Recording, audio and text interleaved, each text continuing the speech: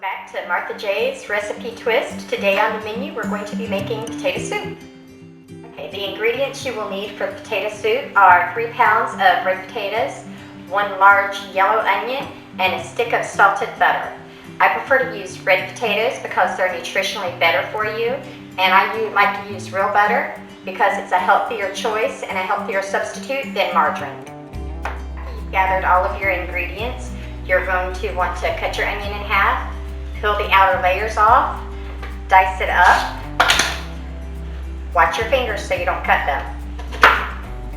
You don't have to cut it real fine, just in small cubes if you want.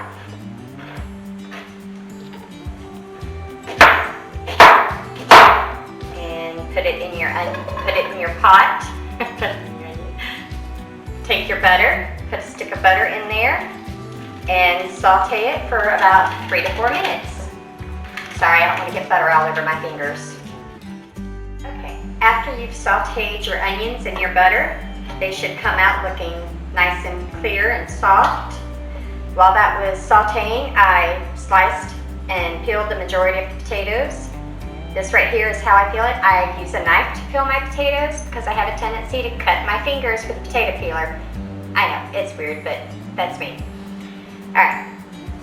This recipe I got from a 73-year-old client of mine about 15 years ago, and she taught me this recipe because her husband was a 98-year-old man with Alzheimer's, and he loved this recipe. It would bring him comfort, and it would just calm him down if he was having a bad day.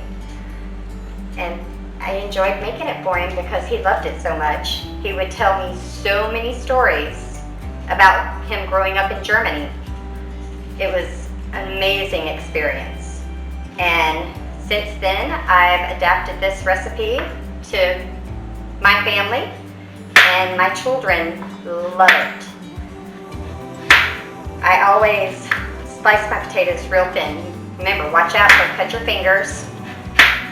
But if you slice them thin like this, it will cut your cooking time almost in half. Instead of being about 45 minutes cooking, it can take anywhere from 25 to 30 minutes cooking. After you've sliced your potatoes, you want to put them in some water. Rinse all the starch off of them because these aren't near as starchy as russet potatoes.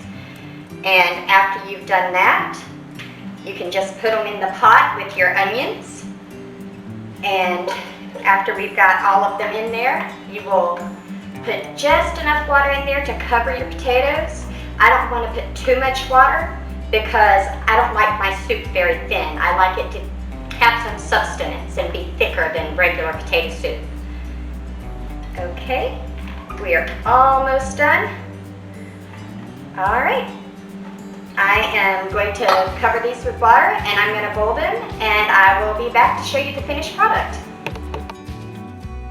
After your potato soup has been on the stove boiling, you want to use salt and pepper to taste, and about 25 minutes later, your potatoes should be nice and thoroughly cooked.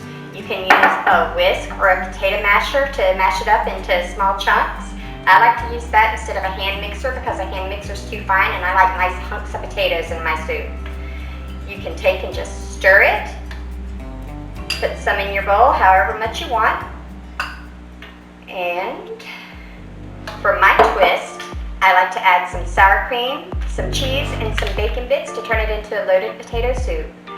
I hope that you can sit down and enjoy this nice, hearty, comforting meal with family and friends.